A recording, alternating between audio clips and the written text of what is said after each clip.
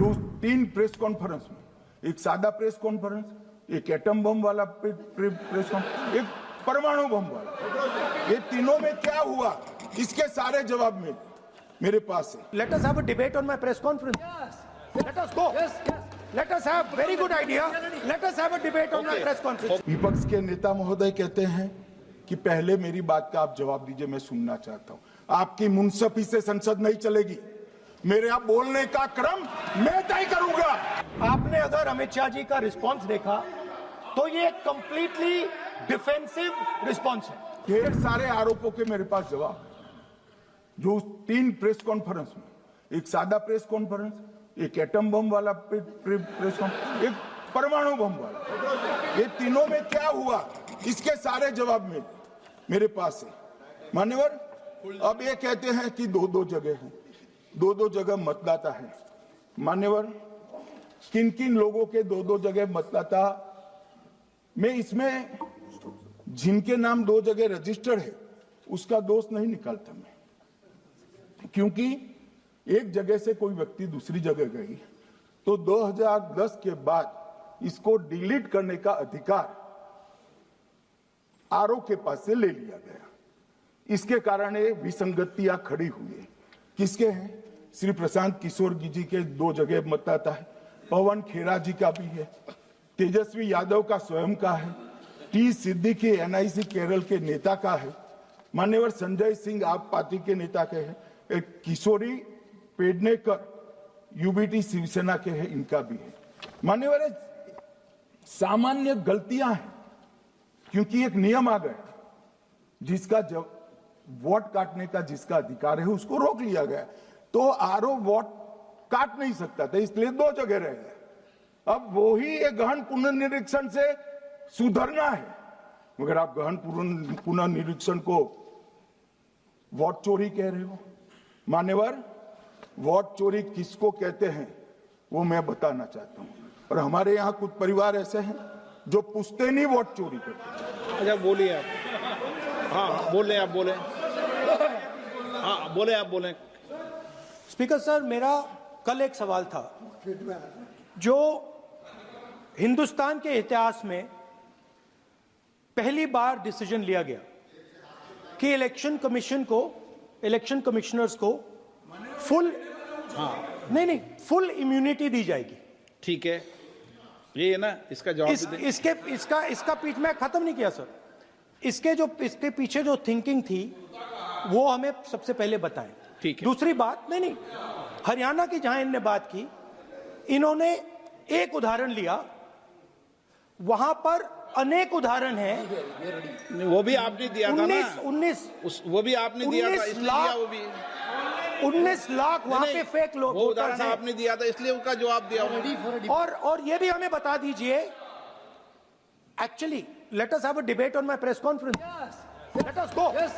Let us have very good idea. Let us have a debate on my press conference.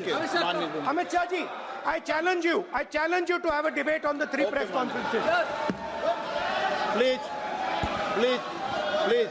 ठीक है, बैठ जाइए, please बैठ जाइए। माननीय, प्लीज माननीय, आपने बात की, प्लीज।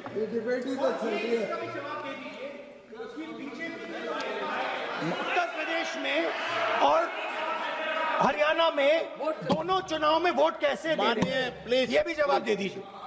माननीय गृहमंत्री जी। मान्यवर, पहली बात मैं स्पष्ट करना चाहता हूं, मैं 30 साल से विधानसभा और संसद में जनप्रतिनिधि के रूप में चुनकर आता हूं। मुझे लंबा अनुभव है संसदीय प्रणाली का। विपक्ष के नेता महोदय कहते हैं कि पहले मेरी बात का आप जवाब दीजिए, मैं सुनना चाहता हूं। आपकी मुनसफी से संसद नहीं चलेगी, मेरे आप बोलने का क्रम मैं तय करूंगा, इस तरह से नहीं चलेगी संसद। मान्यवर, उनको धैर्य रखना चाहिए, मेरा जवाब सुनने का। इनकी एक बात का जवाब मैं दूंगा, मगर मेरे भाषण का क्रम वो तय नहीं कर सकते, मैं करूंगा, क्योंकि मैं बोल रहा हूं।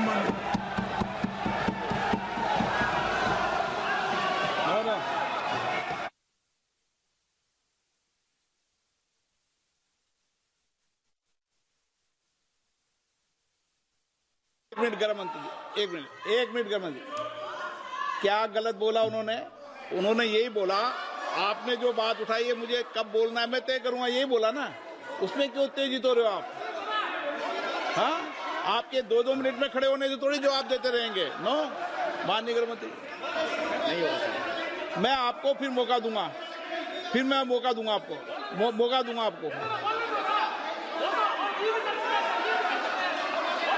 हाँ बोलिए, बोलिए सर, ये बोलिए। आपने अगर अमित शाह जी का रिस्पांस देखा तो ये कंप्लीटली डिफेंसिव रिस्पांस है, ये घबराया हुआ रिस्पांस है, ये डरा हुआ रिस्पांस है। अब सुनिए पूरी बात, प्लीज मानिए। नो, सच्चा रिस्पांस नहीं है। माननीय गृह मंत्री जी, मान्यवर आपके चेहरे पर बैठो मान्यवर आपके चेहरे पर चिंता की लकीरें मैं देख रहा हूं कि मैं क्या बोलूंगा। मैं उनके उकसावे में नहीं आऊंगा, मैं मेरे विषय पर बोलूंगा। मान्यवर, मैंने इतना ही कहा कि मैं मेरे भाषण का क्रम मैं तय करूंगा। मेरे भाषण का पहले क्या बोलना, बाद में क्या बोलना, मैं तय करूंगा। और मैं मानता हूं कि हर एक वक्ता का ये अधिकार है, उनका भी है, मेरा भी है। कल वो बोल रहे तो हम ऐसा थोड़ी ना बोले आप झूठ क्यों बोल रहे हो, हम नहीं बोले, नहीं बोल सकते साहब। वो माननीय विपक्ष के नेता है, वो बोल सकते अपना भाषण। मान्यवर, और मैंने तो ये भी कहा, मेरा पूरा भाषण छूट कर कुछ बच जाता है तो आप पूछिएगा, मैं जवाब दूंगा। मगर अब धैर्य भी चाहिए और सुनना भी चाहिए, दोनों चीजें करनी पड़ती है। मान्यवर, वोट चोरी का कोहराम बचा। मैं वोट चोरी किसको कहते हैं वो बताना चाहता हूं। वोट चोरी के 3 आयाम हैं। एक तो मतदाता नहीं है, मतलब योग्यता नहीं है, और आप वोटर बन जाते हो तो वोट चोरी माना जाएगा। दूसरा, आप गलत प्रकार से चुनाव जीतते हो तो वोट चोरी माना जाएगा।